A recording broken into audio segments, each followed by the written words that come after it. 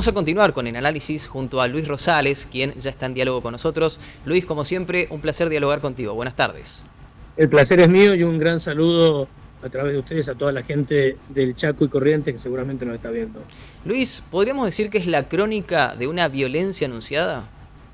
Sí, puede ser, pero de una magnitud inusitada, casi nunca antes vista, en esta naturaleza. Es decir, hay algunos medios internacionales que lo están calificando como un intento de golpe de Estado en narcotráfico, el primero en el mundo, porque el narcotráfico le ha pegado a los gobiernos de determinada manera, pero no en forma tan organizada, masiva, sistemática y con tanta, yo te diría, estrategia para producir caos, que es lo que han querido hacer las bandas organizadas generalmente vinculadas al narcotráfico o principalmente vinculadas al narcotráfico, aunque tienen infinidad de otras ramificaciones. Son mafias que se dedican a todos los negocios ilegales posibles en el Ecuador.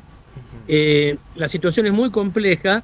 El presidente Daniel Noboa, recientemente electo, tiene unos días más en el cargo que Javier Milei aquí en la Argentina, es decir, sí, muy nuevo, la verdad que muy nuevo. Había prometido a los ecuatorianos durante toda la campaña electoral una solución a lo Bukele. Bukele es el presidente de El Salvador que en poco tiempo logró, yo te diría, o yo les diría, derrotar o resolver el principal problema que tenía El Salvador, que eran las bandas organizadas, las maras, las famosas maras centroamericanas, en este caso las salvadoreñas, y eso quedó como un antecedente más que interesante para otros presidentes, por más que muchos califican lo de Bukele en El Salvador como algo al borde de lo constitucional, de lo democrático, en lo relativo a los derechos humanos, etc. Sí. Pero era un buen ejemplo, muy claro.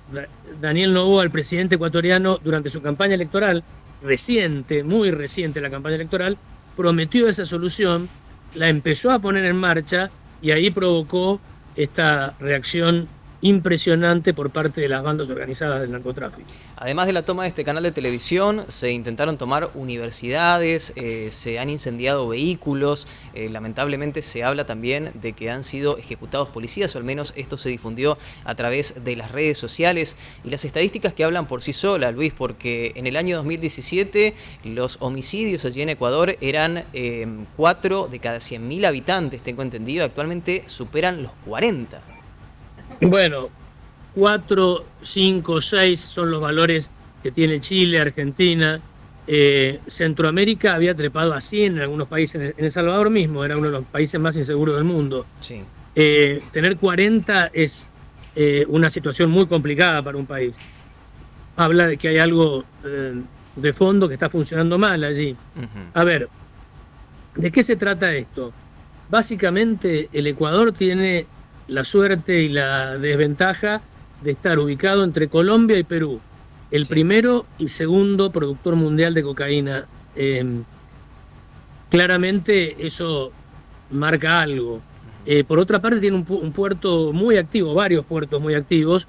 La batalla se da principalmente en el puerto más importante del Ecuador, Guayaquil, la ciudad más poblada, la ciudad que está en el llano, la ciudad tropical, en comparación de la capital, que es Quito, que está a bastante altura, otra realidad por completamente distinta.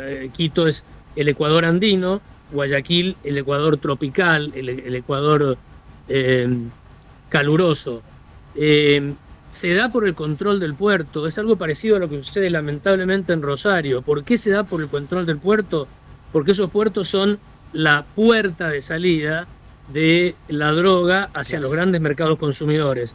En el caso de Rosario, en la Argentina, se habla que la pelea es por quién controla la puerta de salida de la cocaína del sur de Sudamérica, Bolivia y Perú, a Europa. Todo el complejo oleaginoso exportador argentino se maneja de Rosario y otros puertos de la zona, y es muy atractivo para el narcotráfico utilizar ese puerto como puerta de salida. Claro, la conexión con el mundo, básicamente. En el caso de Guayaquil es la puerta de salida de la droga colombiana, venezolana, para la costa oeste de los Estados Unidos. Por eso los carteles mexicanos son los que están detrás de toda esta operación. Se trataría de bandas ecuatorianas que actúan como una especie de, yo te diría, franquicia de los carteles de la droga mexicanos. El expresidente Rafael Correa también se expresó al respecto y ratificó el apoyo a Noboa. Bueno, eso marca que en este tema no habría grieta dentro de las habituales divisiones que existen en nuestros países respecto del punto de vista político. No habría grieta porque los dos extremos de la grieta, es decir, Noboa le ganó hace 2 meses a una correísta en el balotaje, o hace un poco más, 3 meses o algo así. Le ganó a una correísta. Es decir, los dos sectores comprometidos en el balotaje están de acuerdo en esta política que es absolutamente extrema. Noboa, el presidente Daniel Noboa, después si querés te cuento un poco de él, es un presidente muy particular. Muy joven. Daniel Noboa firmó un decreto ayer declarando un estado de guerra interno y autorizando a las Fuerzas Armadas a combatir a estas bandas, es decir, guerra. En el Ecuador hay una guerra declarada entre el Estado, presidido en este caso por Daniel Noboa, y las bandas organizadas de narcoterroristas, narcotraficantes. Lo decía la colega que estábamos escuchando antes de establecer el contacto contigo, está todo suspendido como en época de pandemia, lo presencial, hasta el viernes inclusive. Todo lo que tiene que ver con la educación y otros servicios, así lo es. Te quería contar de Daniel Noboa, es el presidente más joven en la historia de Ecuador y compite con Boric, el chileno, por cuál es el presidente más joven en el mundo, 36, 35 años ambos. Es el hijo o el heredero de una de las familias más ricas del Ecuador. Su padre, Álvaro Noboa Pontón, se lo considera el rey de la banana porque es el principal productor de bananas del Ecuador, que ha creado una marca competidora a las 2 marcas tradicionales norteamericanas. Muchas de las bananas que comemos aquí en Argentina dicen Made in Ecuador, y esos probablemente vienen de la familia Noboa. Claro.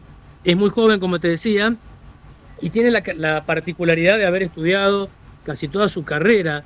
Tiene varios títulos, 2 títulos universitarios y uno de posgrado, o uno universitario y 2 de posgrado, eso es, en los Estados Unidos, y es ciudadano de ambos países, es decir, es ecuatoriano norteamericano. Una excentricidad, digamos, un presidente que tiene doble ciudadanía.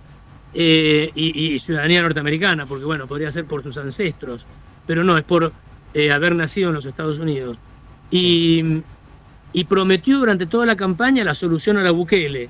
Empezó a ponerla en práctica y los carteles, los grupos organizados, las pandillas, reaccionaron de esta manera, sobre todo porque empezó a operar con el tema de desarmar las mafias internas dentro de las cárceles, a través de las cuales los caponarcos podían controlar el delito organizado, inclusive estando presos. Claro. Bueno, la fuga también de uno de los principales narcos durante este fin de semana, que seguramente habrá encendido esta mecha que se ha detonado con la situación que se vio ayer en el canal de televisión. Por último, Luis, ¿qué esperar en lo inmediato en Ecuador? Bueno, hay que ver si el país retoma el control. Parecería que sí, parecería que no se está agravando, sino que se está controlando la situación. Sí.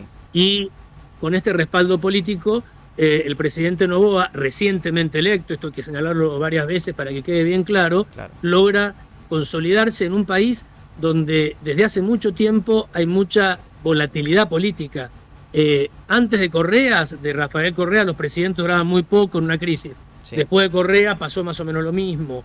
El país está en una crisis compleja, crisis política, económica, tuvo que dolarizar en su momento, otro factor que contribuyó al lavado de dinero de los narcotraficantes.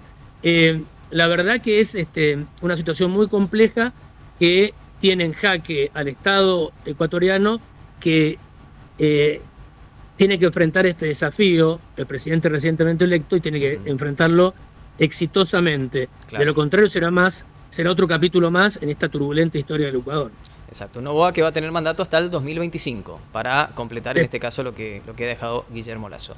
Muchísimas gracias. Guillermo Lasso, y él pretende después ser renovado, así que tiene bastante en juego Noboa. Sí, y bastante tarea por hacer, por lo que estamos viendo. Luis, como siempre, un placer. Al contrario, un gran gusto y un gran saludo a todos los chaqueños y correntinos. Luis Rosales, analista internacional sobre la violencia extrema que se vive por este momento en Ecuador.